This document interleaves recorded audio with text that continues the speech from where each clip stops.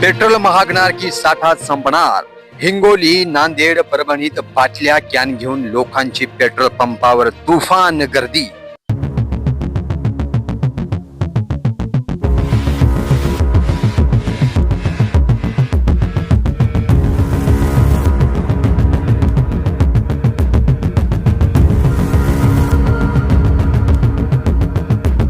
Iran आणि इस्रायलमध्ये सुरू असलेल्या युद्धाच्या पार्श्वभूमीवर पेट्रोल डिझेलचा तुटवडा निर्माण होणार की इंधनाचे दर गगनाला भिडणार अशा अफवांनी मराठवाड्यात एकच खळबळ उडवून दिली आहे.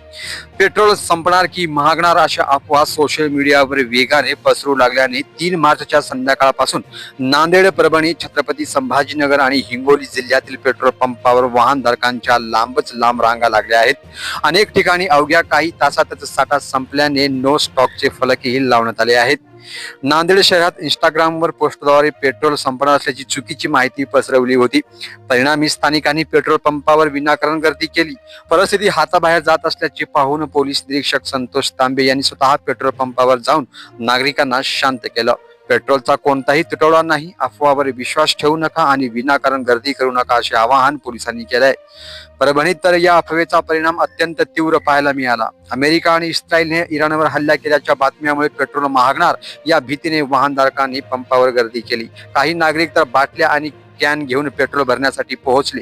या प्रचंड मागणीमुळे अवघ्या तासाभरात शहरातील बहुतांश पेट्रोल पंपावरील साठा संपला आणि तिथे आउट ऑफ स्टॉकचे बोर्ड लावण्यात आले.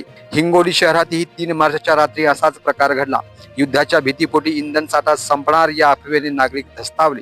रात्री उशिरापर्यंत दुचाकी आणि 4 चाकी वाहनांच्या रांगा पंपाबाहेर दिसत होत्या. प्रशासनाने स्पष्ट केलं आहे की इंधनाचा पुरवठा सुरळीत असून नागरिकांनी घाबरून जाण्याचे कारण नाहीये. रविवारी आणि धुलीवंदनामुळे काही ठिकाणी पेट्रोल उपलब्ध नसल्याने पेट्रोल पंप बंद ठेवण्यात आले होते. त्यामुळे अफवा अधिक प्रमाणात पसरली. पण सध्या युद्धाचे कोणतेही परिणाम पेट्रोलबाबत जाणवत नसून मुबलक साठा उपलब्ध असल्याने लोकांनी अफवावर विश्वास ठेवू नये असे आवाहन केलं आहे.